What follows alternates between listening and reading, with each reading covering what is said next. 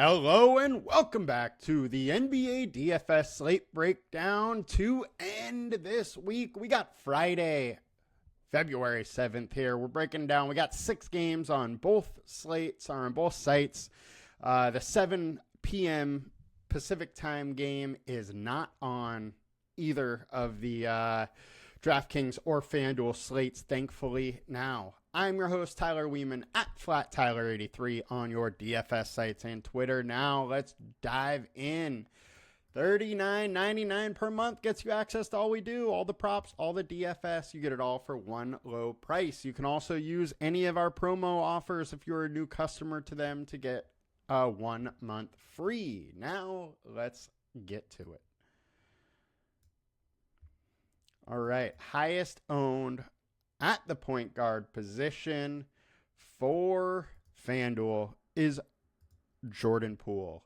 This actually changed from just a little bit ago when I was updating everything, but I'm going to have a lot of Jordan Poole. He's 33% owned. He is 7,200. I do say this with some reservation, though. We have a 17.5 point spread. There's 2 games on this slate with just huge spreads. 17.5 for Cleveland versus Washington, and Toronto versus OKC is 19. Now, both of those games I have a ton of exposure to right now.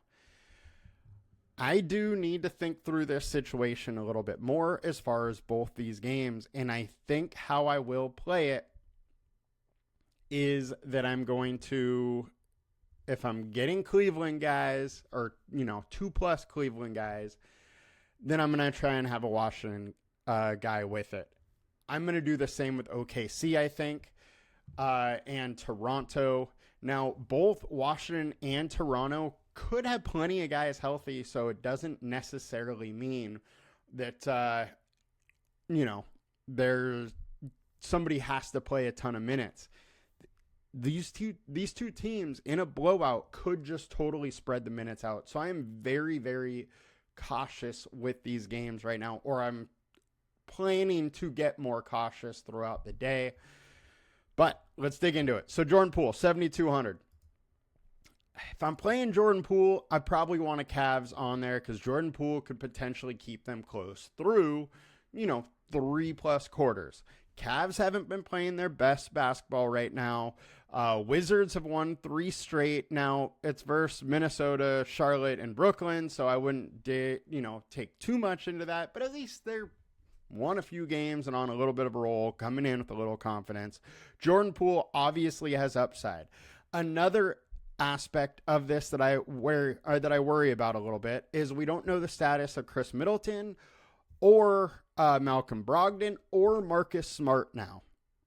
So if, say, all of those guys are active, I'm going to be pulling off Jordan Poole a little bit because I will be worried about his minutes. If none of them are active, I might have a lot of Poole.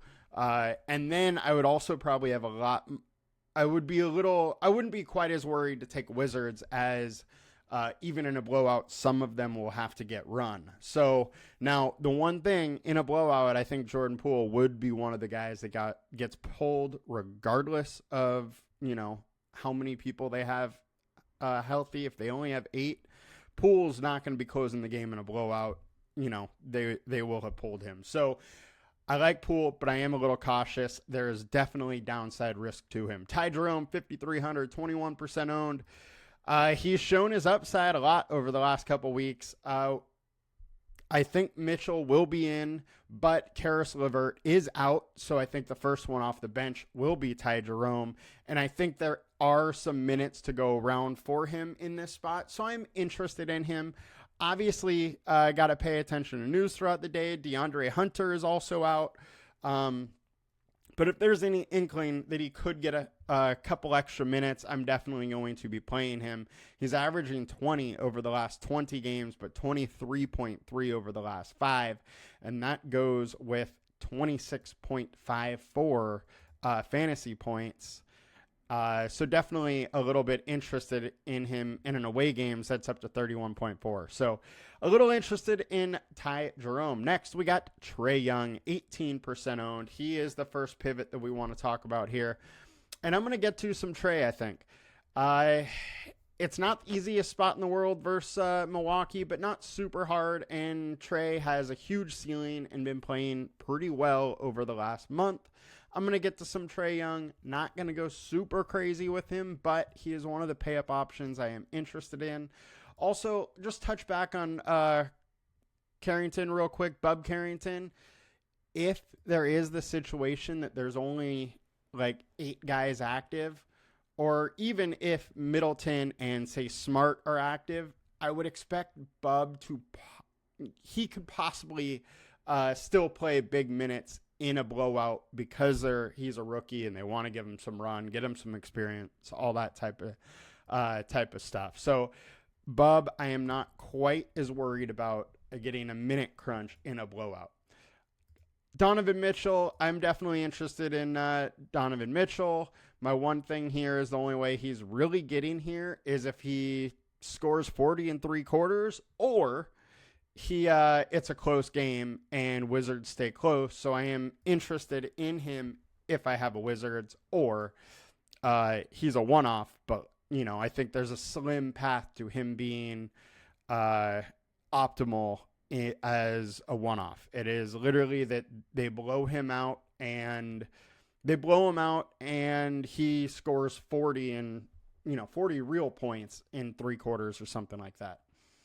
Next pivot, Tyler Hero, little Tyler bump against the Nets. Nets aren't that great of a team. Hero has a huge ceiling. Obviously, there's no Jimmy Butler. Wiggins I don't believe is going to make his appearance yet. So if Wiggins is, I will pull off some Hero. But as of now, I don't think he will be there. And the Miami Heat are going to be running a little thin in this situation. I don't mind some Hero. Darius Garland, very similar situation to Mitchell. He doesn't have quite the upside as Mitchell, but he is much more consistent. And, I'm only playing 2+ Cavs if I at least have a Wizard coming back. I'm going to just stick with that probably throughout the day. Now, on to point guard on DraftKings. We got Bub Carrington. We got De'Aaron Fox and Trae Young. We talked about Carrington. He is only 3,300 over here on DraftKings. We expect him to start right now. No idea if he actually will, if he actually does. But I just want to reiterate that in a blowout situation, I could see Bub still getting solid run. In other blowouts, he's still played 27, 30 minutes. And I would expect something like that to happen in this situation. It's just, they're not going to throw Jordan Poole out there. They're not going to throw Chris Middleton in a blowout. They're not going to put Marcus Smart out there in a blowout. You might as well see what you're going to get from the guard position for the future with the draft pick that you just used to get Carlton Carrington, Bub Carrington. De'Aaron Fox, 8,500. Dude went off in his first game versus Atlanta.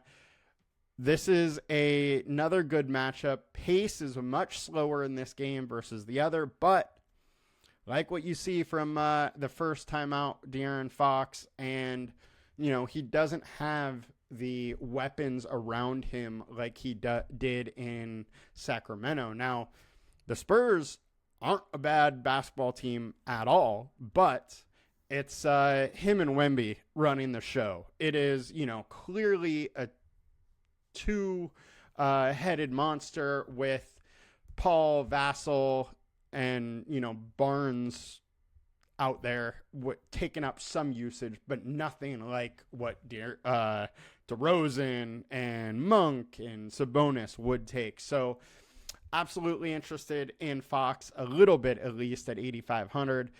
We saw his upside, so I'm fine going there a little bit. Shea, 10.7. Fine going with some Shea. He's been on an absolute run.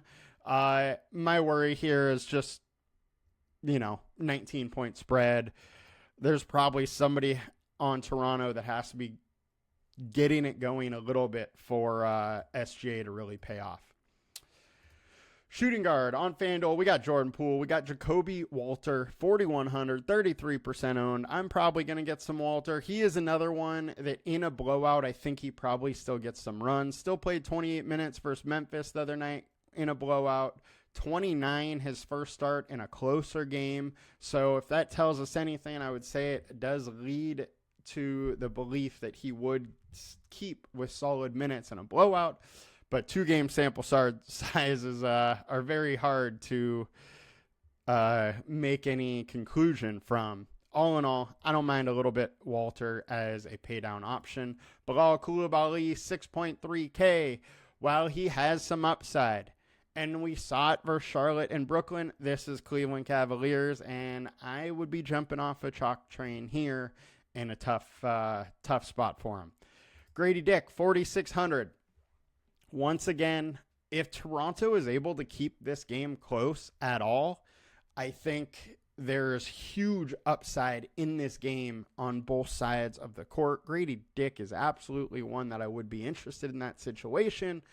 I just don't want to go too hard on him because I do think there is a very, very good situation that there is a blowout. Now, I hate projecting blowouts, but you don't see almost a 20-point spread very often. And when you do, it's usually a big, big blowout. So I'm worried about having too much Dick with that. Please, nobody clip me for what I just said there. But, it is what it is. It's the game that we got to watch, and we got to cover all the scenarios here. And a possible blowout is one that could kill that one. Tyler Hero, we covered. Max Strus, 5,300. Another situation where, look, he's been playing solid, getting solid minutes, almost getting to that 6X, routinely. And this is a spot where he could light it up. And he's only playing, 28 minutes a night as it is. If he gets an extra run, great, but it's just not likely. However, he is one of the guys that probably keeps his run of the starters a little bit more than the others, just because they're still working him back into basketball shape, and that's part of the reason why he's still on limited minutes.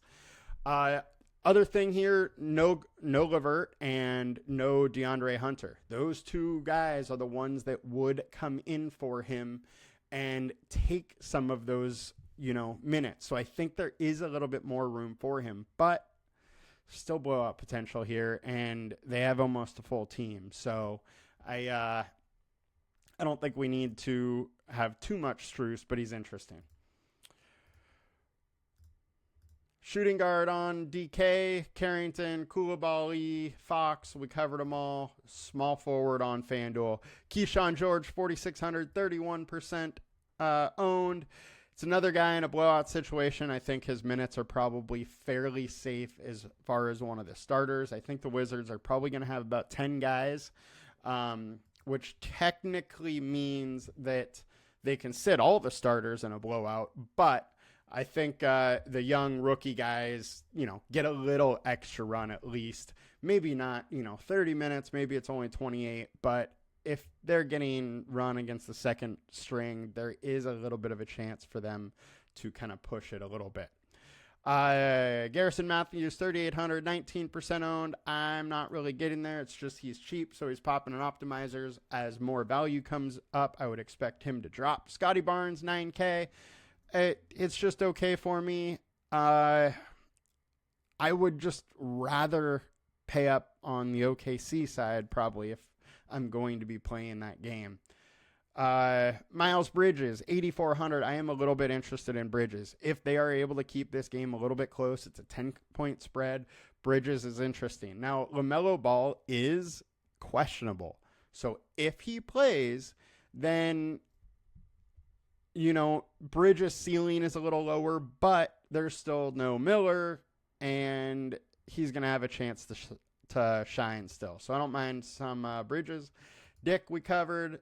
Jalen Tyson, he's going to, in a blowout, he's going to pick up extra minutes with this situation.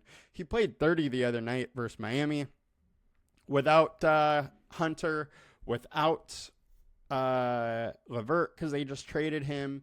He is going to play a little bit as it is.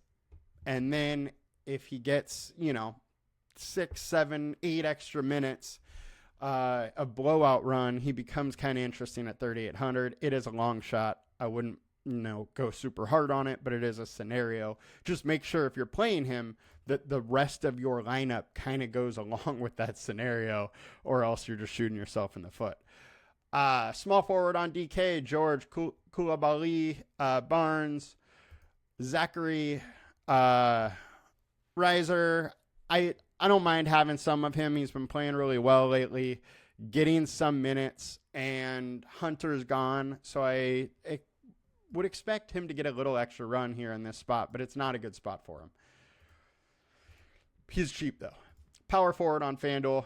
We got Bam Adebayo, Kaishan George, and Evan Mobley. Bam, I am interested in, playing very well. He is chalky. He has upside. If he can activate some of that upside, it's a great spot versus the Nets. Evan Mobley, huge upside, but it's the same as, Mitchell and Garland.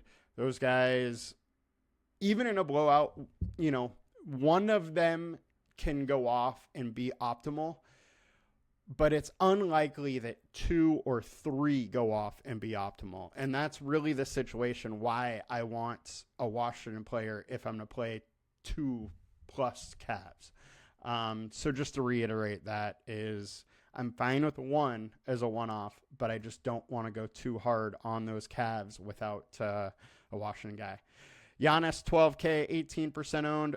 Great spot versus the Hawks. Huge pace up spot. There's no Middleton anymore. We do have to worry about Kuzma, how much Kuzma is going to play, if he's going to play. I haven't actually seen anything on that. If Kuzma's out, absolutely love the Giannis spot. If he's in, I'm interested, but I'll be a little more apprehensive with it as it's just another guy to take usage, but definitely interested in some Giannis. Wemby, 12.2K, giant upside versus Hornets, obviously, and Hornets have nobody down low, and they've been giving up a ton of blocks. Now even Mark Williams is gone, so they, have very little down low to scare Wemby whatsoever. I think blocks are going to be a plenty for him in this game, which that is his upside. Okongwu, it's not the best matchup in the world, but he has a big-time ceiling at 7K, and this is kind of a weird slate where I kind of feel like we got to lean in to some game stacks a little bit, because it's either Toronto keeps it close, Washington keeps it close, Charlotte keeps it close, or one of these other 3 games, Miami, Brooklyn, Philadelphia, Detroit, Milwaukee, Atlanta, one of those 3 games stays close enough where it's able to go off. So I don't mind, playing into a game stack a little bit more today. Mogbo, 3,900. Good chance he's starting. No Olynyk, no Podol. They don't really have too much more. They don't really have confidence in Chris Boucher to start. I wouldn't be surprised if Mogbo is the center tonight and just gets absolutely dominated by Hartenstein and Chet down low. But, that's absolutely a path that could happen. And 3,900 is a little interesting. Jared Allen, 7,200. I think he's in a super good spot versus Washington. My worry here is, that it's just a total blowout. But there's nobody on Washington in the center spot with Alex Sarr out, no Joval, that really is going to be challenging Allen for much tonight. It's just, can he put up 40 in, 28 minutes? Yes, but it's just a thin line to draw there.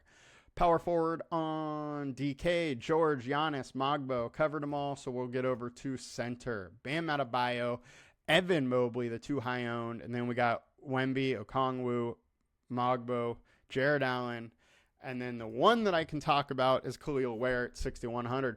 We are high on him versus Chicago. He did well. This is a spot that I'm back on him. I'm not worried about Claxton or the Nets. I think he can do damage. My one worry would be if Wiggins is with the team or not, because that is the situation that I could see him not starting. If Wiggins is not with the team yet, I think Ware is locked in at starter in a very interesting spot. Don't mind have some Ware. On to center on DraftKings. Giannis, 11.8. Diabetes, 4,300. With no Mark Williams, he is likely to come off the bench, likely to play 27, 28 minutes, and there's definitely some rebounding efficiency out of him. He can hit the boards. Now he's definitely going to be challenged a little bit with Wemby across from him, but I'm interested in Diabetes a little bit on DraftKings at only 4,300. And also, you got to talk about Rashawn Holmes here, 3,500. He probably starts. He is questionable too, though, so we're not really sure.